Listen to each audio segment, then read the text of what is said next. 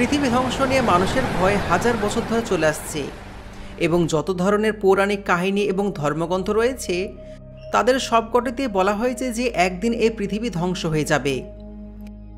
তবে সেই সকল ধর্মীয় এবং পৌরাণিক কাহিনীগুলোর মতে সেই চূড়ান্ত দিন আসার আগে পৃথিবী কিছু বিশেষ সংকেত পাঠাবে, যা দেখে প্রাণী জগতের বিভিন্ন প্রাণীরা বুঝতে পারবে যে পৃথিবীর শেষ আর বেশি দূরে নেই। গত কয়েকদিন ধরে বিশ্বের বিভিন্ন অঞ্চলে অদ্ভুত সমস্ত সামুদ্রিক প্রাণী সমুদ্রের তীরে ভেসে উঠছে, কিছু মৃত আবার কিছু আধমরা অবস্থায়। এই অস্বাভাবিক ঘটনা দেখে বিশ্বের বিভিন্ন দেশের বৈজ্ঞানিকরা এখন গবেষণা চালিয়ে যাচ্ছেন, কারণ এটি স্বাভাবিক কিছু নয়। কয়েক মাস ধরে সমুদ্রের অদ্ভুত সমস্ত ঘটনা ঘটছে, যা মানুষকে ভাবিয়ে তুলছে। সোশ্যাল মিডিয়ার মাধ্যমে মানুষ আলোচনা করছে সে ফিরে এসেছে, কিন্তু সে কে? কিসের ইঙ্গিত দিচ্ছে এই অস্বাভাবিক ঘটনাগুলো? এটা কি কোনো প্রাকৃতিক বিপর্যয়ের পূর্বাভাস, নাকি সত্যি গভীর সমুদ্র থেকে উঠে আসছে এক রহস্যময় শক্তি? যদি তাই হয় তাহলে সে সত্তাটি দেখতে কেমন হবে, আর এই মুহূর্তে সেটি ঠিক কোথায় অবস্থান করছে? চলুন এই ভিডিওতে বিস্তারিতভাবে জানার চেষ্টা করি। লিভিয়াথান নামটা হয়তো আপনি এর আগে কোথাও না কোথাও শুনে থাকবেন। মনে করা হয় লিভিয়াথান নাকি একেবারে কয়েকটি জাহাজকে গিলে নেওয়ার ক্ষমতা রাখে। শুধু তাই নয়, তার নিঃশ্বাসে নাকি আগুন ঝরে। এক কথায় লিভিয়াথান হলো সমুদ্রের দৈত্য।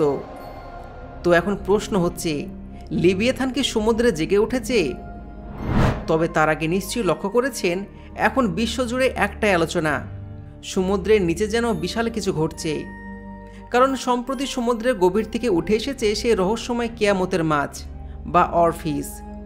হ্যাঁ, আপনি ঠিকই শুনেছেন, এটিকে বলা হয় কিয়ামতের মাছ, এবং এটি সাধারণত সমুদ্রে 60 থেকে 1000 ফুট গভীরতায় বসবাস করে, তাই এটি সহজে মানুষের চোখে পড়ে না। তবে আশ্চর্যের বিষয় হলো অরফিস সম্প্রতি মেক্সিকো সমুদ্র সৈকতে দেখা গিয়েছে। জাপানে মনে করা হয় যখন অরফিস সমুদ্রপৃষ্ঠে উঠে আসে তখন বড় কোনো ভূমিকম্প বা সুনামি পূর্বাভাস দেয়। 2011 সালে জাপানে ঘটে যাওয়া ভয়ঙ্কর ভূমিকম্প এবং সুনামি হওয়ার আগেও একাধিকবার অরফিস সমুদ্রের উপরে উঠে এসেছিল। এবার শুধুমাত্র জাপানই নয়, বিশ্বব্যাপী বিভিন্ন জায়গায় এই কিয়ামতের মাছ সমুদ্র পৃষ্ঠে উঠে আসছে। এর মানে কি সত্যি কোনো বড় দুর্যোগ আসতে চলেছে, নাকি এটি অন্য কিছুর ইঙ্গিত দিচ্ছে? স্পেনে ব্ল্যাক সি ডেভিল বা অ্যাঙ্গুলার ফিশকেও সমুদ্রপৃষ্ঠে দেখা গেছে, যা সাধারণত 600 থেকে 4500 মিটার গভীরে বাস করে। কিন্তু সম্প্রতি ইতিহাসে প্রথমবারের মতন ব্ল্যাক সি ডেভিল সমুদ্র পৃষ্ঠে উঠে এসেছে এবং তার ভিডিও ধারণ করা হয়েছে। এটি এমন একটা মাছ যা সমুদ্রের অন্ধকার তলে বসবাস করে, যেখানে সূর্যের আলো পৌঁছতে পারে না। একবার ভাবুন তো, এই মাছটি উঠে এসেছে। এদিকে আবার কেরালা সমুদ্র সৈকতে অসংখ্য মাছ তীরে উঠে এসেছে, আর অন্যদিকে সমুদ্রে থাকা কয়েকজন লক্ষ্য করেছেন যে হঠাৎ করে সমুদ্রের জলে চতুষ্কোণ আকৃতির ঢেউ তৈরি হচ্ছে, যা সত্যি বিস্ময়কর। আর এই ঘটনাগুলো কিন্তু সোশ্যাল মিডিয়াতে অনেক বেশি ভাইরাল হচ্ছে। এরপর 28 ফেব্রুয়ারি 2025 সালে অর্থাৎ সম্প্রতি নেপালে একটা ভূমিকম্প আঘাত করে। এটি কেবলমাত্র একটা কাকতালীয় ঘটনা, নাকি সত্যি সমুদ্রে কিছু বড় ধরনের পরিবর্তন ঘটছে? বিজ্ঞান নাকি কল্পনা? অনেকে বলছেন কিছু একটা জেগে উঠেছে। সমুদ্র চিরকালই অজানা রহস্যে ভরা একটা বিস্ময়কর জগৎ। এই গভীর অন্ধকারের মধ্যে এমন এক রহস্য জগৎ লুকিয়ে আছে যা মানুষ আজও সম্পূর্ণভাবে অন্বেষণ করতে পারেনি।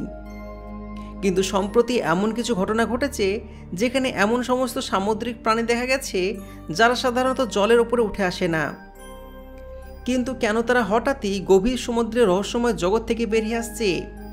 কোনো বিশাল প্রাচীন শিকারী কি সমুদ্র থেকে বেরিয়ে আসছে? তাহলে কি এরা সেই রহস্যময় সত্য যার কথা যুগ যুগ ধরে নানা ধর্মগ্রন্থ এবং কিংবদন্তিতে বলা হয়েছে? বাইবেল এবং ইহুদি ধর্মগ্রন্থে এই রহস্যময় প্রাণীর কথা উল্লেখ রয়েছে। বাইবেল জেনেসিস 41:34 লেখা আছে, সমুদ্র থেকে যখন বিশাল বড় মাছ বেরিয়ে আসবে তুমি কি তাকে বড়শি দিয়ে ধরতে পারবে?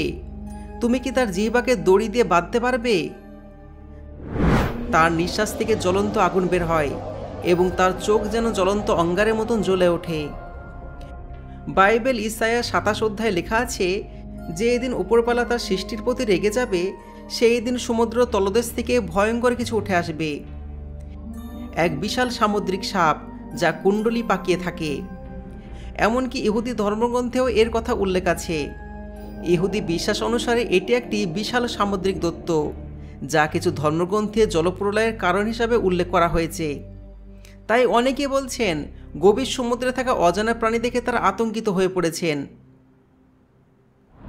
তবে এখন পর্যন্ত আমরা বাইবেল এবং পুরাণের উল্লেখ দিয়েছি, কিন্তু যদি বিজ্ঞানের চোখে দেখা হয় তাহলে এটা কি সম্ভব যে এমন কোনো বিশাল সামুদ্রিক প্রাণী আজও টিকে আছে? দেখুন, সমুদ্রের 80% অংশ এখন পর্যন্ত বৈজ্ঞানিকরা ডিসকভার করতে পারেনি। 2020 সালে বৈজ্ঞানিকরা সমুদ্রে এমন কিছু প্রাণীর খোঁজ পেয়েছিলেন যাদেরকে আগে কখনো দেখা যায়নি। এর মানে সমুদ্রে এখনও বিশাল কোনো অজানা প্রাণী থাকতে পারে। এমন সম্ভাবনাকে আরও দৃঢ় করে বিশ্বের সবচেয়ে বড় হাঙরের প্রজাতি মেগালোডন, যার দৈর্ঘ্য ছিল 120 থেকে 150 ফুট এবং এর সম্পূর্ণ বিলুপ্তি এখনও সন্দেহজনক।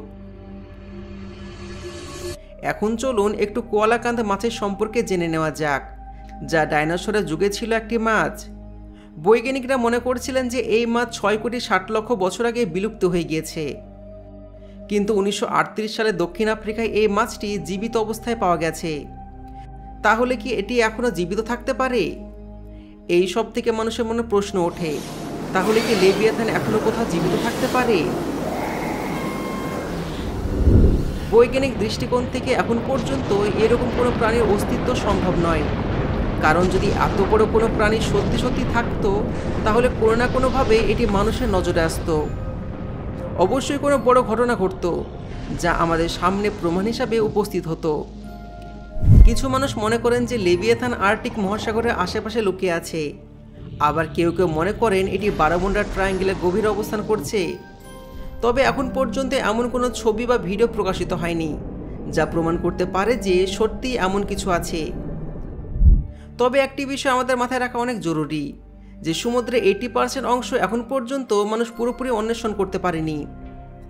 সমুদ্রের গভীরে এমন একটি রহস্যময় জগৎ লুকিয়ে রয়েছে যা মানুষের কাছে আজও অজানা অধ্যায়। কিন্তু এখন ভাবুন, মানুষ আসলে এখন পর্যন্ত সমুদ্রের কতটা গভীরে যেতে সক্ষম হয়েছে? 10,000 ফুট গভীর। কিন্তু সেখানে কি এই ধরনের অদ্ভুত প্রাণী থাকতে পারে?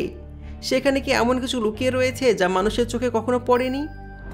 আপনার কি মনে হয়, লেভিয়াথান বা অন্য কোনো রহস্যময় সামুদ্রিক দৈত্য কি এখনও টিকে আছে, নাকি এগুলো শুধুমাত্রই কল্পনা?